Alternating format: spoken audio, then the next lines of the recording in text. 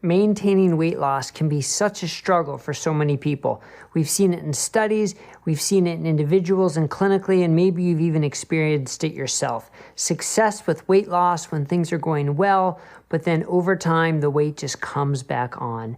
Maintaining weight loss can be a challenge. And the studies reflect that. I mean, most studies show pretty abysmal rates of long-term weight loss success. Now, why is that? Well, I wish there was just one magic reason why, but most of it is people slowly return to their pre-weight loss behaviors.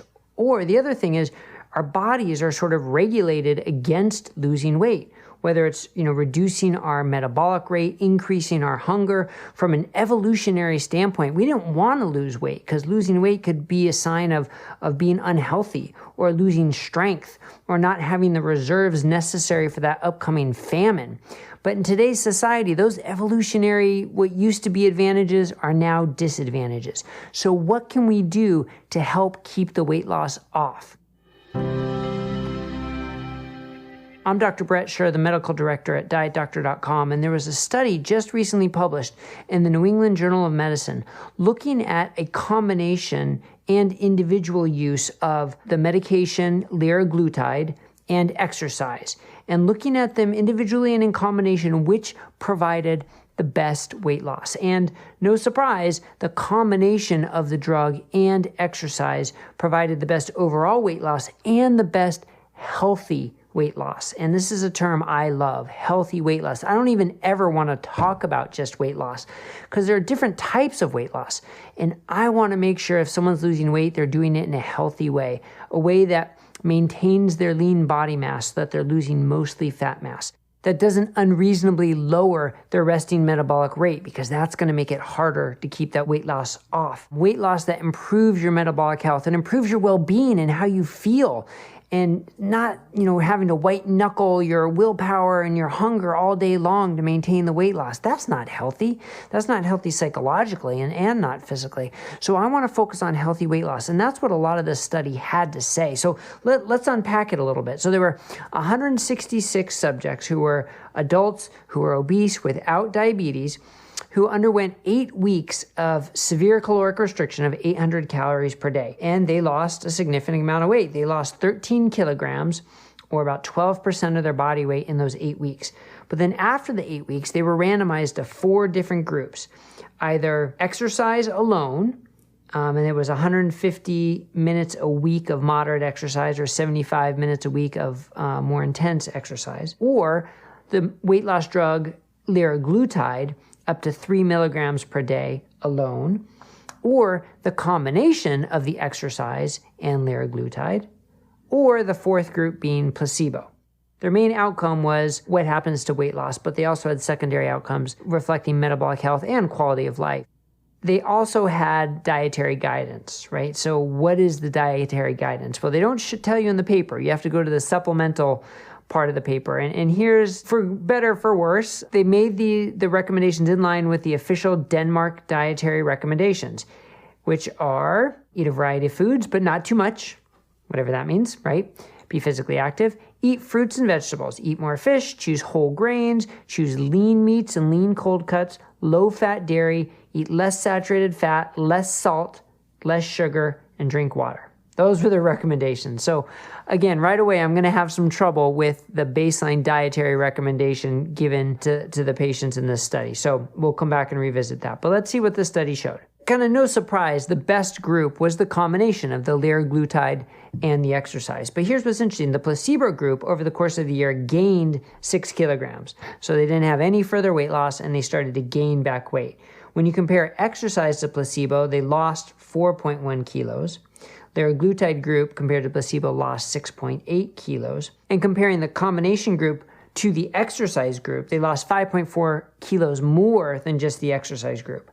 And comparing the combination group to the liraglutide group, they lost 2.7 kilos more than just the liraglutide group. So a lot of moving data points, but it's clear the combination group lost more weights than any of the other groups. And that kind of makes sense. But here's the other part, body fat percentage.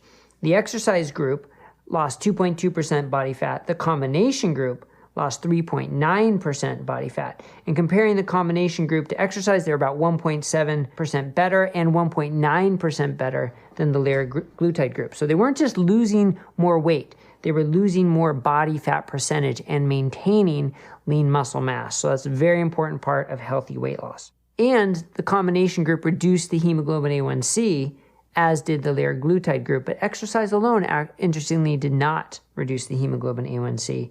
And only the combination group, exercise and liraglutide, improved the HOMA-IR, or measures of insulin resistance. So again, what I like about this study is they're not just talking about weight loss, but they're talking about specific aspects of weight loss that reflect upon what it means to lose weight in a healthy manner.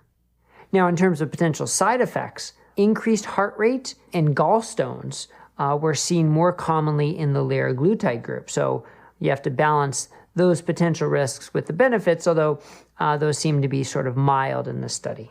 And then the last point, both the exercise group and the combination group were associated with what they said, maintenance of the initial improvements in general health perception and emotional well-being. So the placebo group and the liraglutide group alone did not maintain those benefits of quality of life, general health perception, emotional well-being. Those were only seen in the groups that included exercise, either exercise alone or the exercise plus liraglutide.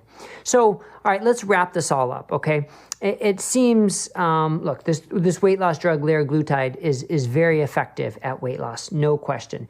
Adding exercise to it improves the weight loss and improves the healthy aspect of the weight loss. So that's a great strategy for people who want to take a medication, and that's perfectly fine. There were some side effects to the medications. The people on the medication group alone didn't improve their quality of life and their health perception.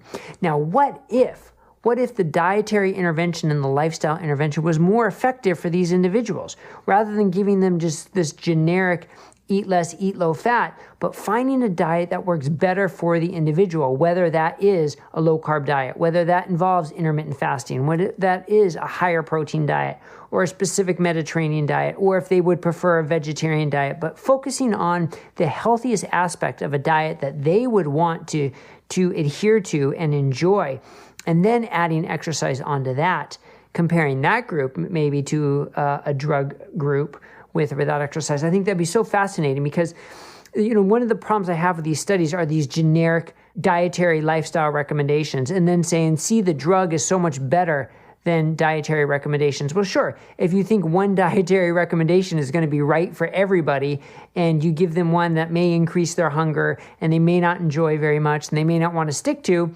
okay, that's not going to see a lot of success. So my take home is, look, the drug works, no question. Exercise works to help with healthy weight loss and augment the drug, and lifestyle can be so much better than they have in this trial. So look, we keep learning more. I love these trials because we keep learning more about what helps with maintenance of weight loss, and we can put all these together. So for you as an individual or you as a clinician working with your patients and your clients, you can take all this information to try and figure out what's going to work best for an individual. So I hope this information was helpful. I thought this was a really interesting study, lots of nuggets we can take away from it.